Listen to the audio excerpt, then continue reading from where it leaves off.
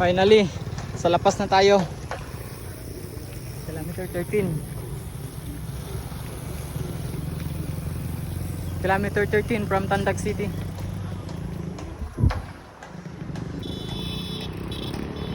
Yes. Nagbabahay ko. Picture taking sila doon. Nagbabike. Tayo tumatakbo lang. It's kilometer 13 in La Paz from Tandag. Ito, nagpapahinga. Tingin tayo ng tanawin.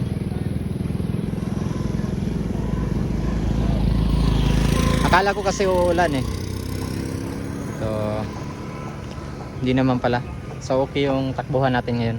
Kasi hindi umulan. Tsaka walang init. So currently nasa La Paz po tayo. Nasa Triangle La Paz, kilometer 13 from Tandag City. So hindi ko pa po alam kung ilang kilometro yung tatakbuhin natin. Kasi napapagod na rin eh. Kakabalik lang sa takbuhan. So andito na po tayo sa Bayabas, municipality nila.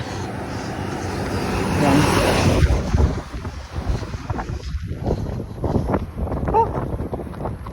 Kilometer 15. Tuloy ulit. Pacing natin is nasa 6 to 6:30. Ganun lang. Baka mag 7 pa to tsaka 8. Pagod na rin kasi kakabalik lang.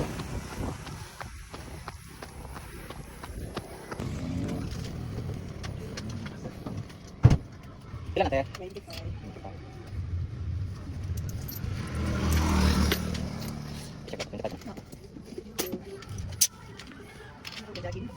Oh, Tandag, Bayabas, dahil balik, Sumo, Gamot, Tandag. Baka ito nga. Parang nga ito. Ano may umabot doon lang? Ha? Wala, sura? Sa loob light, ano?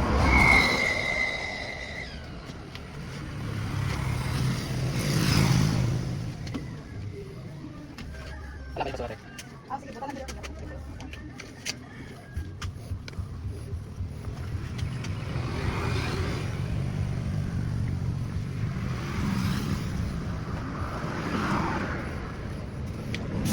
Okay guys, napahinto ako guys kasi alam nyo, wow, ganda ng tanawin dito. May maligo oy. Napay floating oh.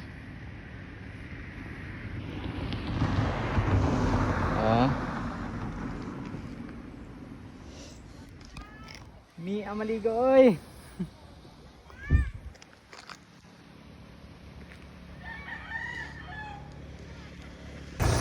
Ha! Karon kaya na ako nakita. Guys, bantawan ninyo ni. Ta mo ana. Kanang dakong cross, try nato gadto. Adto nato to. Atong sakaon ng bukid. Murag nindot gyud kayo dito napitaw. Tara, let's. Nahinay tag subida. So currently nasa Bayabas Bridge po tayo. Ito. Nakakonekta po ito dun sa, actually ito po yung sentro talaga. Saka dun po yung barangay hall nila. Barangay ba o municipality yun? Dun po yung cross na sinasabi ko. Try natin punta ron kung pwede na ba.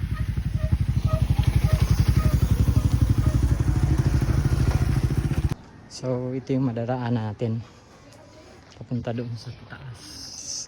Ito yung daanan. Daming kanto. Pero sabi ni tatay, straight lang daw tayo doon. Sundin lang natin sinabi ni tatay. Ito yung daanan. Punta doon sa taas.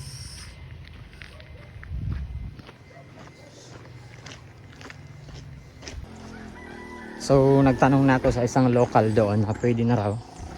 Walang entrance. Yun. Saka yung daraanan mo ito parang trail.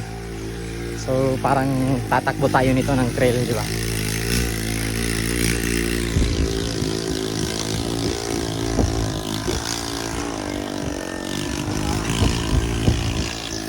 Medyo matarik ko. Parang nagtitrailer tayo.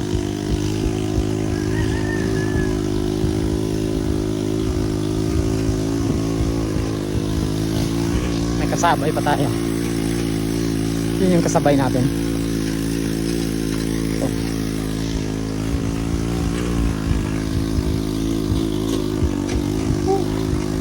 Masakit sa tuhod ah. Tarik.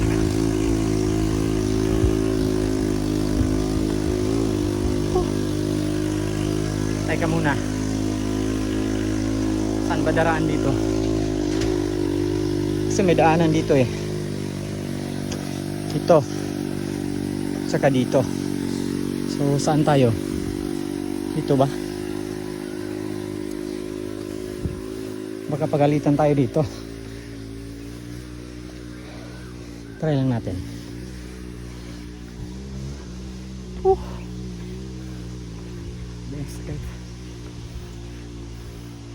Pagbungad mo pa lang dito, ito, makikita mo na Mother of Divine Love. Thank you po. May mga upuan. Ito upuan. Sensya na, hinihingal pa ako eh. Dinedevelop pala ba? Hingal eh. Blah blah blah blah. Dinedevelop pala ito. Yun. Ganda. Sigurado ko pag natapos to, maraming dadayo. Kita mo naman yan. Ganda. Maganda yung setup nila. Siguro sa Pasko mag-o-open na to. Merong hindi pa natapos yung lights.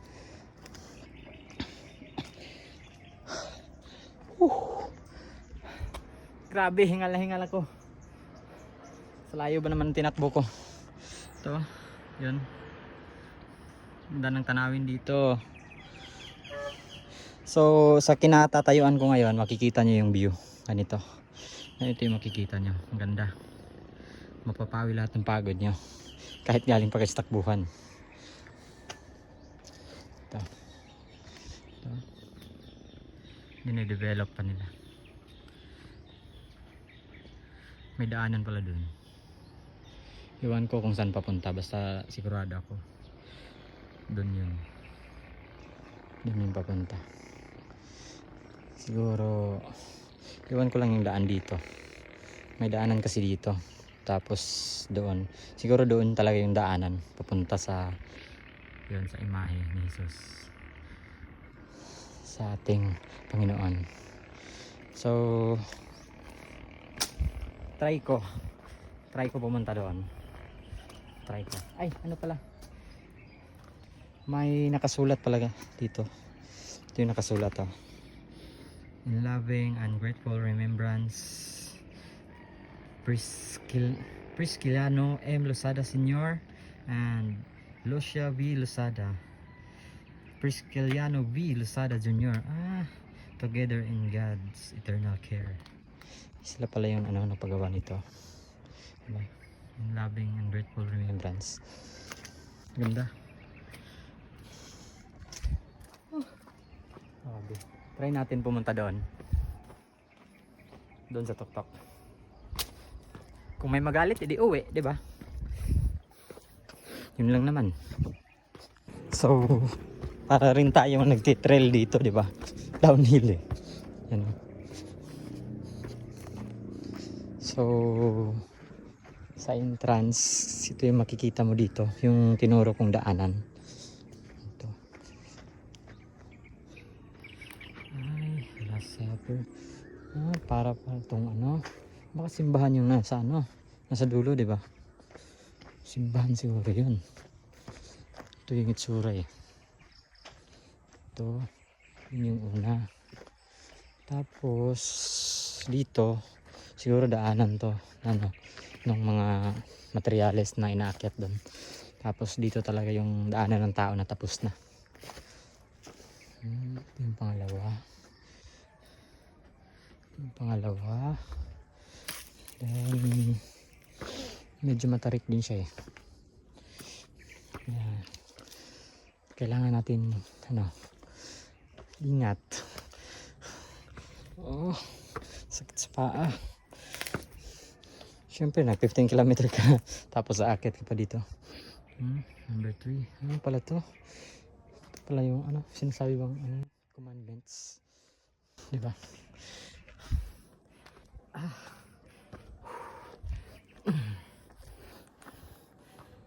Grabe. Ito yung sinasabing sakripisyo. Ito yung pang-apat.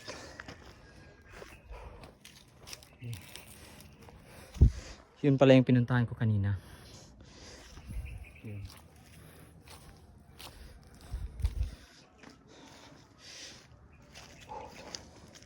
Ito yung isa. 5. Jesus received the cross. Okay. Tingala ko dun tarik pa niya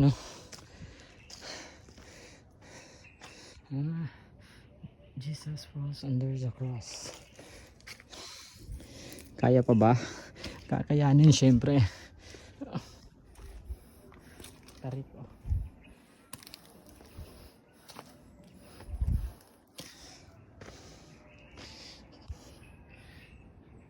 Ito yung pang-pito.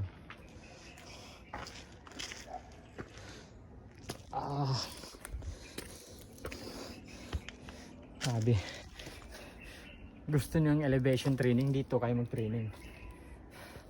Nakakalula eh. Kita nyo yun. Pumantay na tayo sa bundok na yun eh.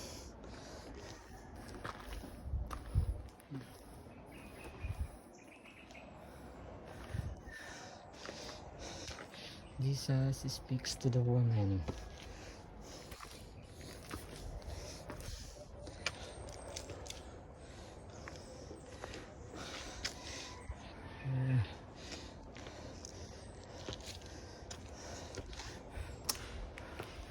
Kapag ikaw nakapunta dito, worth it talaga. Kahit alam mo yung pagod. Kasi alam mo sarili ko, tinakbo ko lang eh.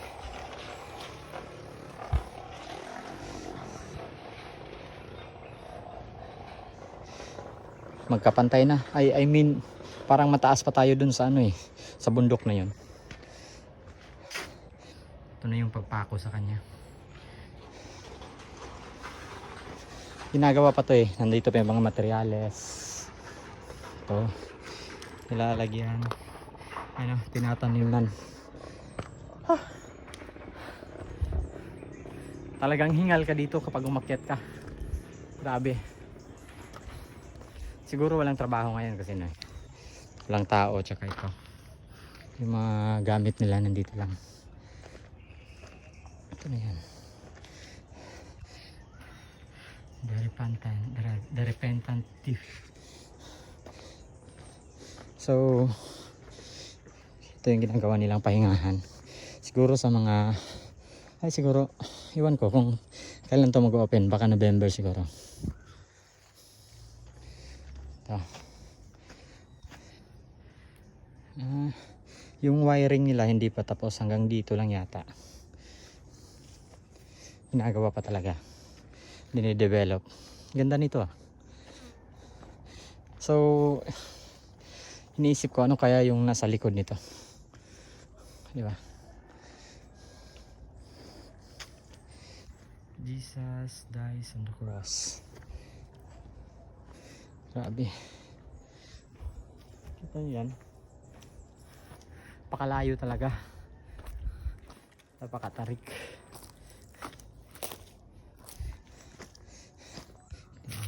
Jesus is laid in the tomb. Pero worth it talaga. Worth it. Yung pagod mo kapag pumunta ka dito. Ganda talaga ng tanawin Kita mo yan. Papahinga ka rito. Ganda.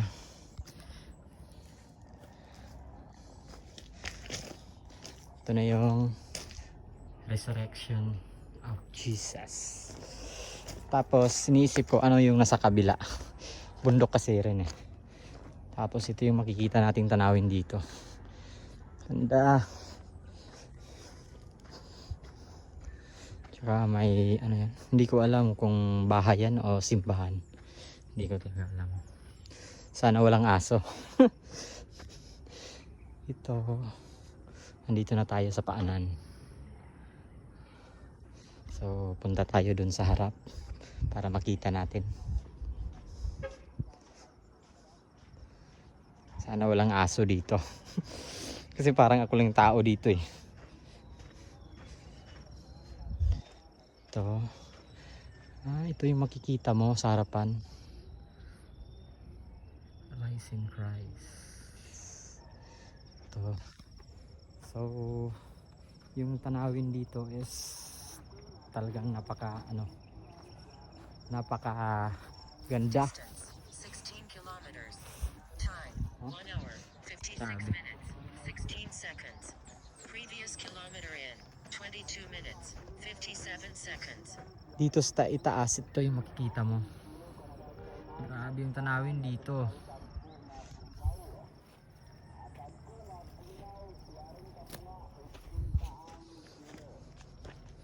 Ito yung makikita mo. So,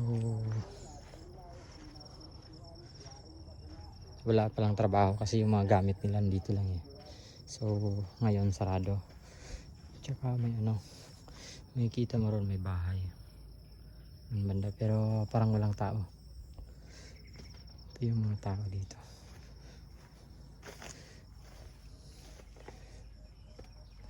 Ito.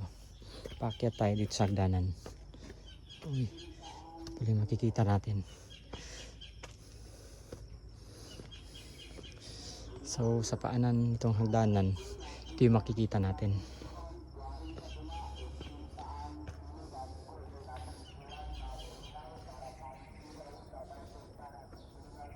So doon may tao pala nakatira. Yan. Sana hindi magalit. So hindi na po tayo papasok. Hanggang dito na lang tayo. Ito yung makita natin sa loob. Sensya na po. Kasi kung hindi ako kung hindi ako nasano sa tao. Pero sabi kasi ng tao dun sa akin sa ibaba, pwede raw pumasok. Sabi ng tao sa akin sa ibaba, nung local dun, pwede raw. Wala naman daw magalit. Basta lang. Siyempre simbahan to eh. Simbahan siguro to. Ito. Siyempre simbahan, open yata to sa lahat eh. Tapos dito sa kinatatayuan ko, ito yung makikita mo. Ito yung tanawin. Yan yung buong bayabas na lugar. Tapos ito yung karagatan nila. Ganda oh. Grabe. Ito yun. Doon ako dumaan. Doon sa baba. Doon sa baba. Halos paakyat dito is mga yung paakyat dito is siguro nasa 1.5 kilometers, matarik siya. 1.5 talaga kasi matarik eh. So baba na tayo. So pakita ko lang ulit yung yung nasa loob nito. Ito yung makikita. Ito yung makikita natin. Blessed Mother Mary. Ito. Tsaka yung si Saint Joseph. Ito yung makikita natin sa loob. So yun lang, baba na tayo. Tingin tayo dun sa kabila. Ano yung makikita natin? Kasi parang may motor doon. May motor doon na tumatakbo. Siguro may daanan doon or siguro may mga bahay doon. So tignan natin dun sa kabila. So dito naman sa likod is ito yung makikita natin na tanawin. Dagat lang yata tsaka bundok makikita natin dito. Pero may daanan pala doon, may kalsada. Saan yan? May kalsada doon. Ito yun. Doon, doon pala may dumadaan na motor dyan. So yung baba pala nito is may daanan na motor, siguro papunta doon sa Bayabas. Iwan ko anong lugar doon. Basta ito yung makikita natin sa likod. Maganda yung tanawin dito. Tsaka may mga ano sila, parang ano, cottage yung papahingahan. Ayan po.